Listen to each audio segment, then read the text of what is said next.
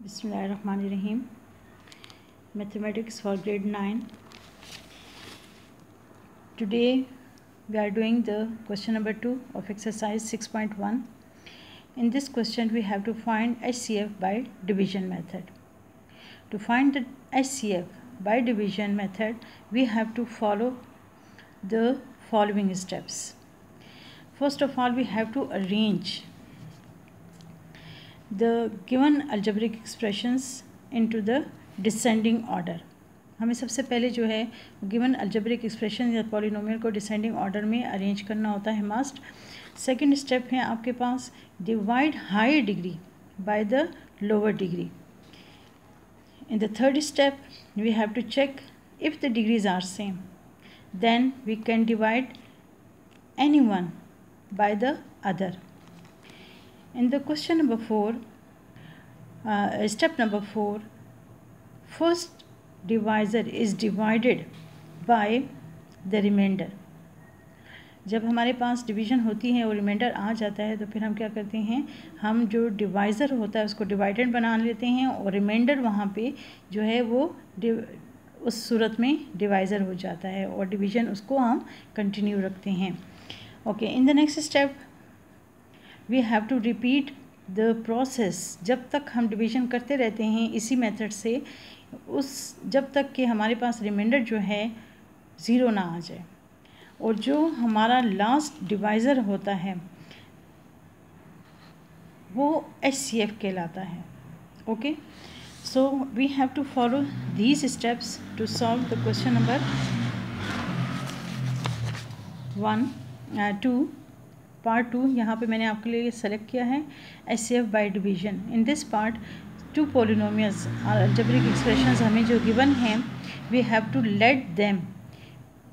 जब हमारे पास जो है आप देखते हैं क्या फॉलो करने हैं हमने फर्स्ट स्टेप में कि ये पॉलिनोमियल डिसेंडिंग ऑर्डर में लिखे हुए हों. तो see here y3 y² y और फिर कांस्टेंट है, ये डिसेंडिंग ऑर्डर में अरेंज है ऑलरेडी. फिर सेकंड जो हमें अलजेब्रिक एक्सप्रेशन गिवन है इट इज़ आल्सो अरेंज्ड.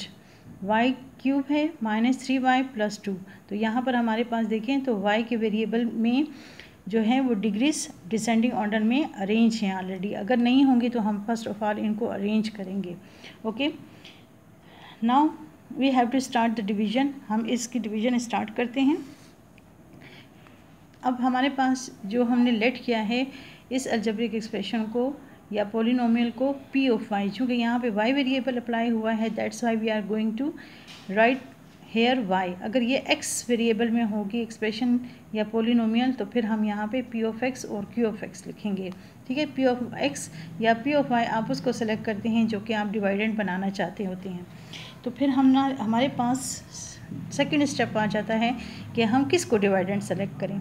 उसमें आपके पास है कि इनकी डिग्रीज़ हमने चेक करनी है. द डिग्रीज़ आर सेम, तो हम इन दोनों में से किसी एक को भी डिवाइडेंड और डिवाइज़र सेलेक्ट कर सकते हैं. बट मैंने यहाँ पर चूँकि इसकी टर्म ज़्यादा हैं दैट्स वाई और इसकी कम है, तो फिर स्टेप्स को कम करने के लिए, शॉर्ट करने के लिए I am going to select y³ -5y² + 7y -3 as a dividend and y³ -3y + 2 as a divisor. Now division का वही रूल है कि हमें फर्स्ट टर्म को जो है वो इक्वल करना होता है.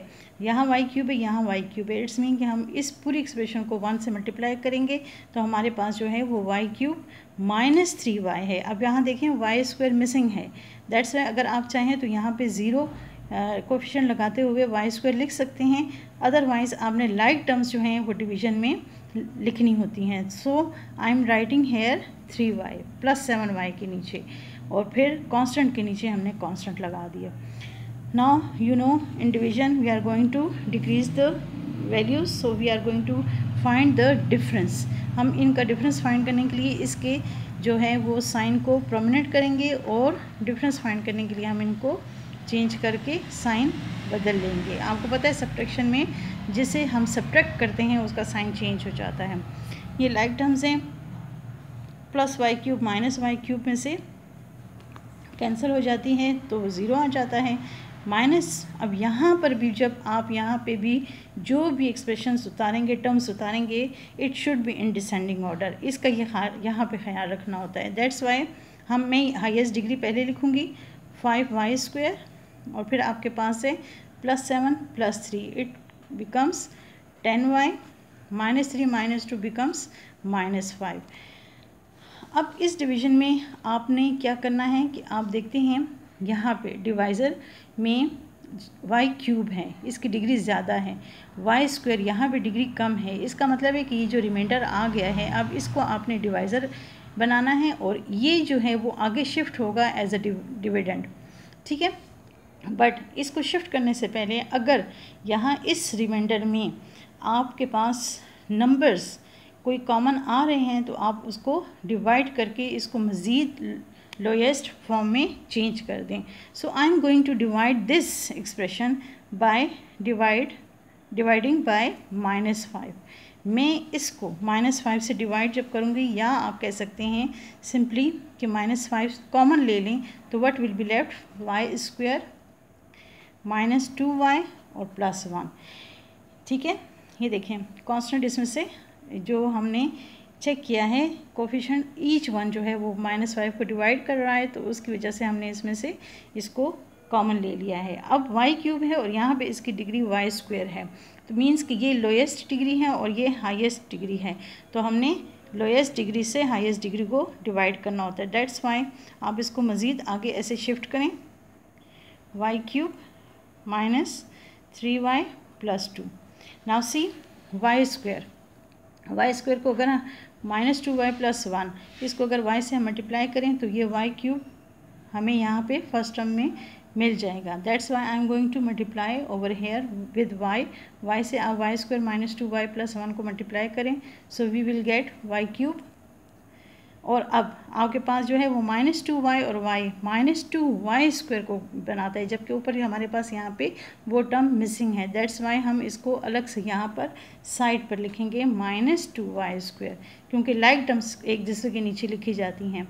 +1 को y से मल्टीप्लाई करेंगे तो इस टर्म के नीचे लिखा जाएगा, क्योंकि ये लाइक टर्म्स हैं। अब आप इनके साइंस चेंज करें और इनका डिफरेंस फाइंड कर लें। Okay, it will be cancelled, -3 -1 becomes -4y।